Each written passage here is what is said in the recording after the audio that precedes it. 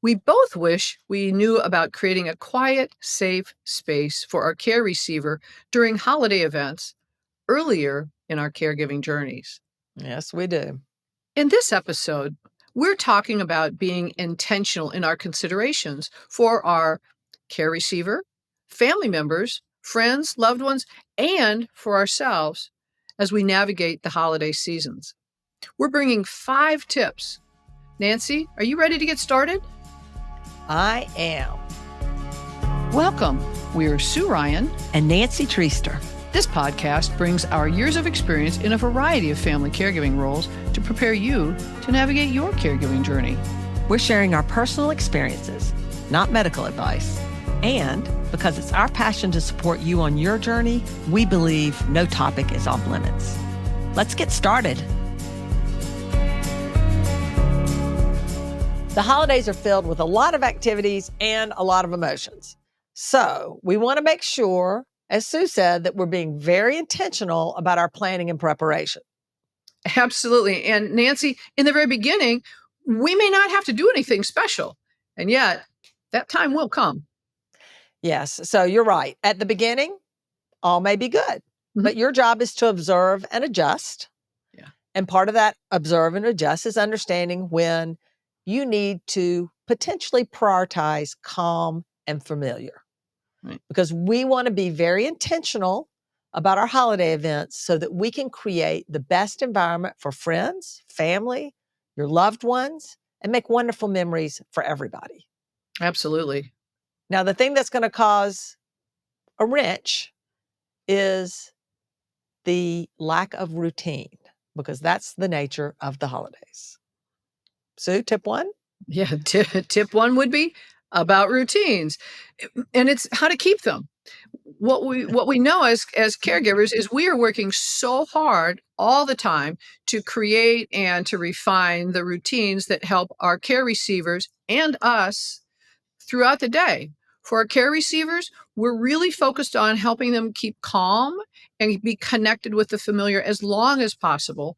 And it's also about us so that we have routines that let us practice self-care and also to prevent our burnout.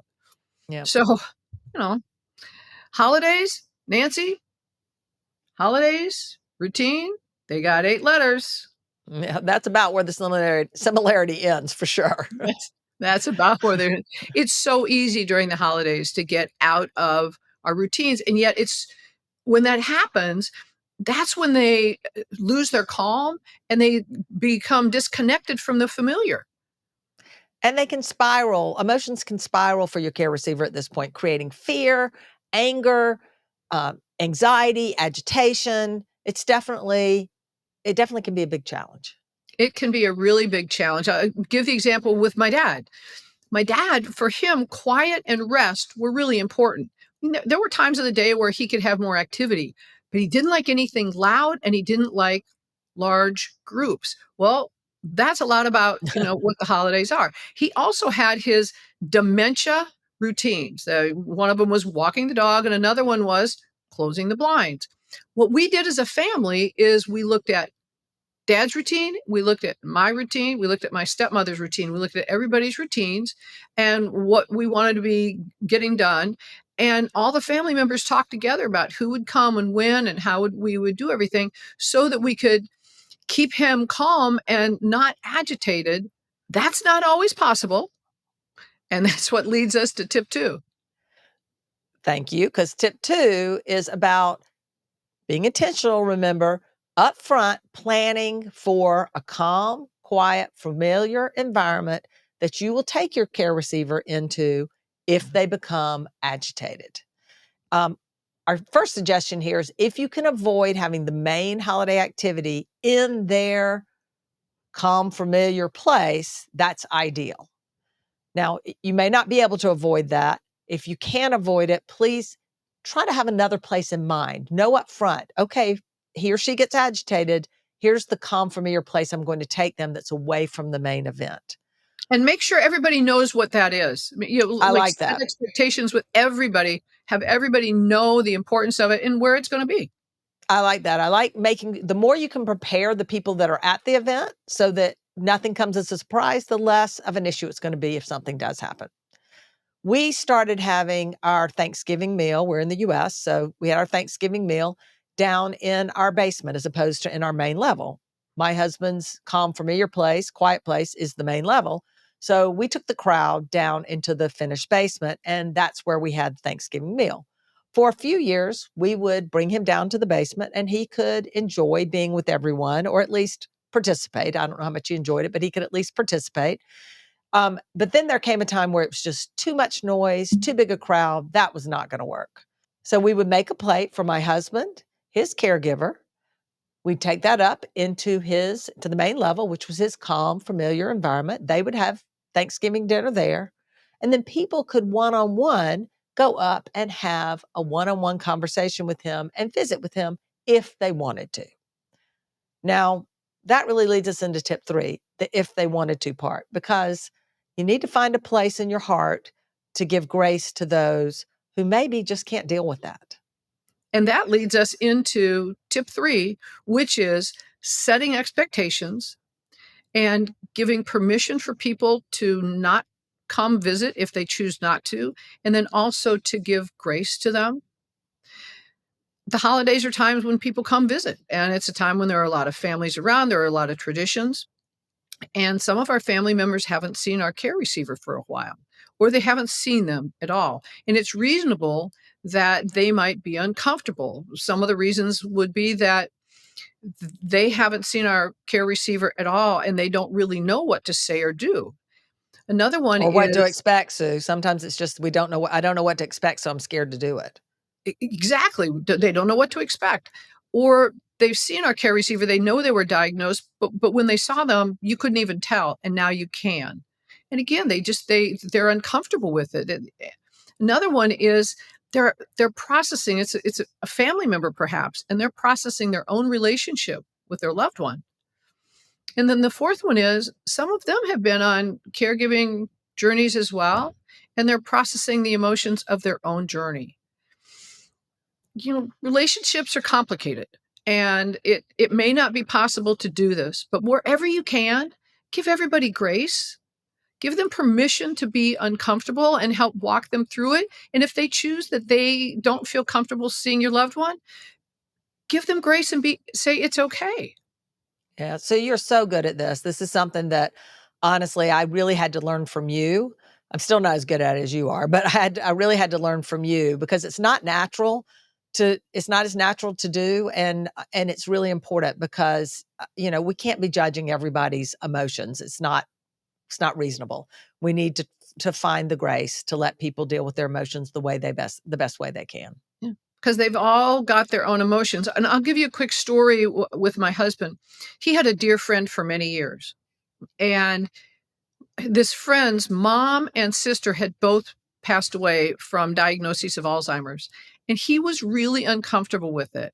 And in the beginning, my husband didn't really show that he had the diagnosis. You couldn't really tell. As you could start telling, this friend quit being around him. He was just so uncomfortable with it. And he shared with a mutual friend that he felt tremendously guilty about it. And when I heard that, it's like, I don't want him to feel bad about it. So I went to him and I said, hey, please don't feel bad about it. Jack loves you. I love you. We understand what your feelings are. Please, if you're not comfortable coming to see him, we don't feel bad about it. We love you. And it was such a relief for him. And it was a great way to go ahead and give grace because then on his journey with his healing from what he'd been going through, he could also be at peace. And I was Yeah. at peace. Well, that's very nice. It's a great tip. Now, if they are comfortable coming to visit and they are going to visit, one of the things we want to do is to teach them how, because it's true, they may not know how. Yes. So tip 4 is teach your family and friends how to visit. First, you need to help them understand what to do and what not to do. You'll know your loved one better than anyone, and you'll know for a holiday event what to expect or what you think your loved one is capable of doing. My father-in-law loved to sit at the dinner table with everyone and just listen to everyone laugh and tell stories. He didn't really participate, but you could tell he loved it. For my husband, there's no way too much. So he needs to be really more one-on-one. And so, at the point where it needs to be one-on-one, if your care receiver is going to be sitting down where people are coming to visit with them, make sure you have a chair sitting next to them so that the visitor is eye to eye. Explain to them to approach your care receiver slowly and to speak softly. I'm really big on this. Help them think about checking their body language. Check your body. Tell them, check your body language. Put a smile on your face. Speak be happy. Speak calmly and slowly, and just be happy about the whole interaction. Don't be concerned. That's a big part of how that interaction is going to go. Is that person seeing the look on your face? If you got a big smile on your face, I'm telling you, my husband can get a big smile on his face. He If you look does. He does. You walk up to him with a big old smile, and he gets a big old smile on his face. Right. You look terribly concerned, he's going to look terribly concerned. So body language, huge. 2 more points. Really big one. When you're teaching people how to visit and they're visiting and talking to your care receiver, please ask them not to ask your care receiver to remember. Please don't ask them to remember. Oh, Not remember when we went caroling. Instead, suggest they say, I love to go caroling at Christmas. I love jingle bells. Let the care receiver either participate in the conversation or not participate in the conversation, but don't test them. That's really what remember turns out to be. It's a test. Do you remember when? Do you know my name? Do you know your birthday? I mean, let's not test them. We want them to preserve their dignity as much as we can. So let's stop the test. And you have to teach people not to do that, because something about that, there's a natural thing of, do you know who I am? So please teach them not to test your care receiver. The second thing that I'm big on is, please ask them not to talk about your care receiver within earshot. oh. So you just don't know what they're connecting with that day and what they're not. And so I'm surprised on a regular basis where, you don't think your care receiver, my husband's paying attention. And then all of a sudden he can't really make a big comment, but he'll say something that is sort of on track. And you're like, what? So do not talk about your care receiver within earshot, you or them. There's another place and time for those conversations. Absolutely. And I'll give you an example from our experiences. After we had moved my husband into memory care, and he'd been there for a while, 2 employees were talking in the hallway about something business related going on with the care community. And my husband was sitting a few feet away, apparently. And they talked for a little while. And then they said he got up, walked over, and said something on point. And they said it was really great advice, as though he didn't have dementia or anything, about exactly what they had been talking about. Mm. And they said it absolutely startled them that he was so clear and so specific. So we don't know. We don't know what they connect to. We don't know when they're connecting. Assume they can connect to everything. Agree. Assume they can connect to everything. So speaking of connecting to things, our last tip, you may find whatever holiday you're preparing for, you may find you want to decorate for that holiday. Seems reasonable. That's what you do every year. So tip 5 is about how to do that successfully. And I'm sharing this tip because I'm a great example of not doing it successfully. and I want your experience to be better than mine was. It was a great learning experience. Whatever holiday it is, and you're getting decorations out, decorate gradually, make changes gradually. Now that I am wiser, I recognize why this is. And it is partly because they have changes in their vision, they have changes in their depth perception, they see light and shadow differently. And for example, a big old Santa Claus may seem like a monster to them. We don't know that. My husband loved, and this is the Christmas holiday I'm going to be talking about, could be any holiday, but Christmas. He loved Christmas. And we had all kinds of decorations strewn different places in the house. It was Christmas time. I get all the decorations out. I get the trees out. I put the lights on. I get all the ornaments on because this is going to be such a joyful time for him. We've got spinning trees with blinking lights, all that stuff. I get all this stuff going on. He comes in and he goes over to the tree and he starts taking the ornaments off and throwing them in the trash. Then Lovely. he's trying to pull the lights off of the tree. Then he goes over to the nativity scene, which he's taking apart. And it was the way he took it apart could never be put back together again. But like, so I'm kind of like, what? Okay. It didn't occur to me, that all of these things were so overwhelming to him. Mm. Well, the blinking lights were flashing and they were sparkling off of the ornaments. So he's seeing all of that. So it was really very agitating to him. As soon as he went to bed, I undecorated absolutely everything. Took the tree down, took everything down. And I got one little nativity scene, one that was all one piece.